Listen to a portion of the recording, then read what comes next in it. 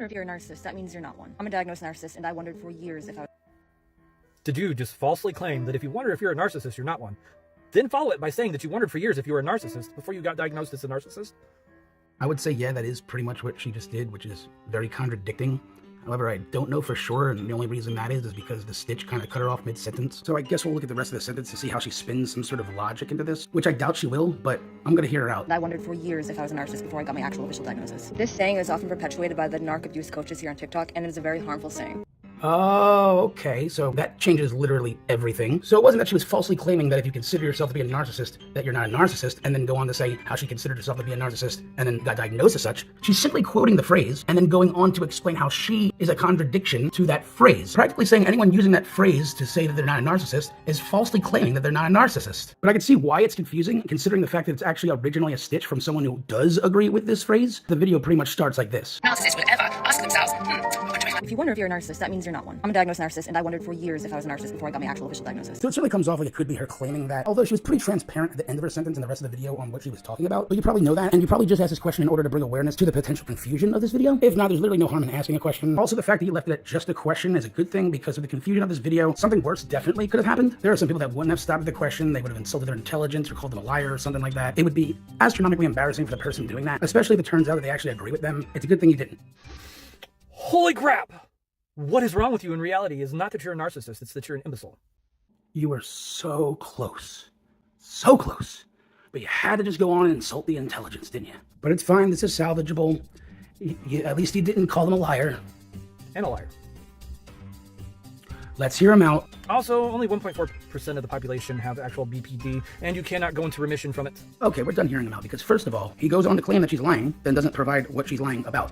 Was she lying about the phrase? And if so, what aspect of it? Because you seem to believe that she supports that phrase and holds it to be true, even though her video is specifically against the phrase. Is the aspect that you agree with the phrase, and the fact that she had concerns of herself being a narcissist means that she isn't a narcissist? Are you saying that the phrase is true, but the self-realization is false? Or the other way around? At this point, I'm 99% sure that you didn't watch this video, and if you did, you're purposefully misrepresenting it. Second of all, you talk about a small percentage of people having that disorder, and I don't see the relevancy of you bringing that up when it wasn't brought up before. If I had to guess why you brought that up, I would say that you were using the small percentage to try to indicate that it's very unlikely for her to be a diagnosed narcissist, so somehow that aspect null and voids her diagnosis somehow. That's the only thing I could see with that.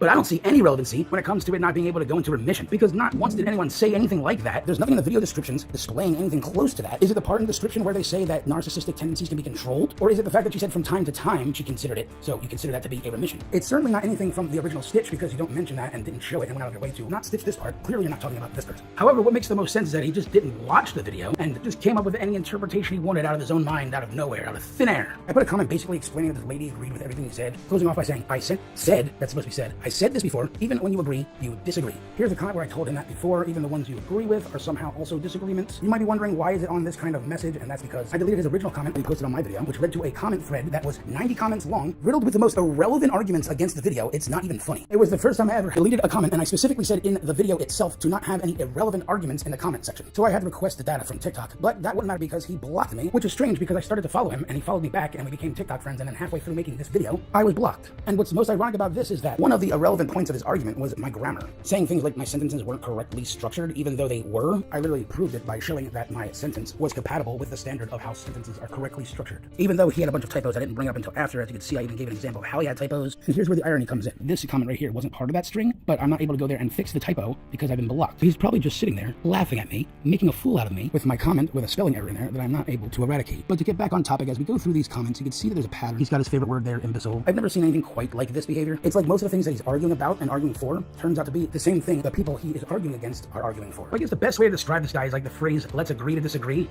Only instead of that, it's, I disagree to agree. Stop lying. Stop trying to pretend like you're just a broken individual for clout and money. Again, where's the lie? Like, where's the, you know what, I don't even know why I'm bothering with somebody who doesn't even know what a quote is. It's not cool.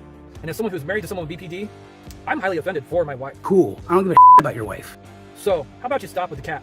Okay, kid? Anyway, there is no cap. You definitely didn't watch this video. Honestly, it's impressive the confidence he has for how wrong he is. Let me know in the comment section if you ever had to deal with somebody like this. That's about it. See ya.